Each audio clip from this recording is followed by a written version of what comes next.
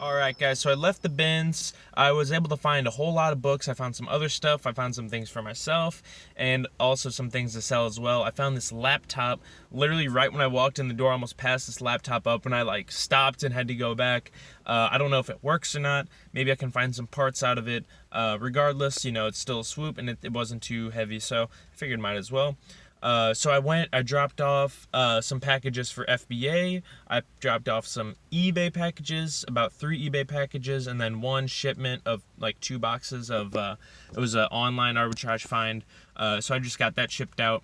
I'm gonna grab some lunch real quick. If you're from St. Louis, I don't know if it's other places, but Sauce on the Side, that place is fire. So check that place out if you're in the area or if you have it near you.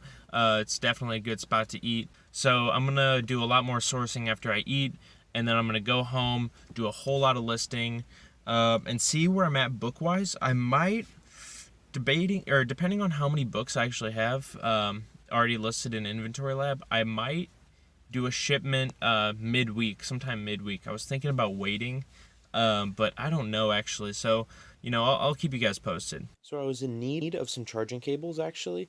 So I found this big heap of like cables. It was a huge mess. I sorted through it and I noticed there was a couple chargers in here that were very odd. So I decided to just take a look at them. Turns out, and one of these, this one says Nokia on it. So I decided, I'm gonna grab it, check the or check the model, and just see what, if it's worth anything. Because like I've been looking at small stuff like remote controls, stuff like that. It's just a quick $6-7, $6 to $10. But since it weighs nothing, it is super cheap to ship. So for this stuff is super lightweight, and I just so happened to stumble into it. And so these are selling for a decent amount, considering that it's a charger. So sometimes you got to go through the mess if you wanna find just like some little gold. So at this thrift store right here, the way the books are set up are really weird, and they have some tucked away in the back, as you can see. So I was able to just kind of crawl back there and get to those back ones, and literally like 3 books in a row were all buys. So the profits range from like $3 to like $5 a piece, and that's just a great feeling when you can just like pull books like back to back to back. Usually that only really happens at like book sales, whenever all the books are like fresh right there, and not so much at thrift stores. This is one of my more like low key locations that I go to, and so that being said, there's not a whole lot of competition that goes to this exact one, and none as much that go to those like back of the rack ones. I saw an Instagram post that said this guy was talking about where he finds most of his books at. He said 10% of the books he finds are on the top shelf, 60% of the books he finds are on the bottom shelf. So that's kind of common with like retail and stuff like that. They put all the regular price, like the brand name stuff, at eye level, because that's like what consumers see first.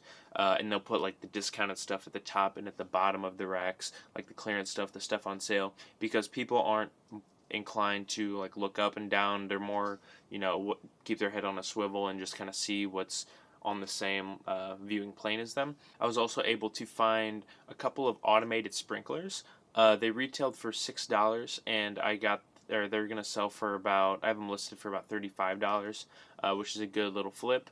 I looked at them. There's 2. They're the exact same model, same UPC, but they're different years. So one of them is a little bit newer than the other one. So I have one priced a little bit lower just because of the age, but they're completely brand new. They've just been like opened, but everything is in the box as it was when it was first bought. Definitely unused. So when everything was all said and done yesterday, I was able to find 54 books, and the profit from those books alone were about $400 to $450. I can't remember off the top of my head, but I'll post it right here. So that was a lot of books, just for like an average like Monday. So after all day of sourcing, came home, had a lot of cleaning to do on some of these books. They had like sticker layers, probably like 6 stickers deep. So I don't understand why people don't just like, because they were all Amazon stickers, all FNSKUs on there. So I don't realize why, or I don't understand why people don't just take the time and make it look better. You can probably sell it for more. I don't know what they sold it for, obviously, but you could sell your products for more if it looks nicer. But that took me good amount of time, an hour or two just to clean, and then I had to put in all those 50 plus books. So, you know, it took a little bit of time. I was pooped after because I'd been up since like 6 in the morning, and it was close to like 11 o'clock at night when I finished up. So that's why I wasn't able to like get this video edited and posted, because by the time I like sat down to do my like nightly reading, I fell asleep in my chair. I was super tired. So that's why I'm doing it today. But I just wanted to add that as well. And so that was pretty much my Tuesday.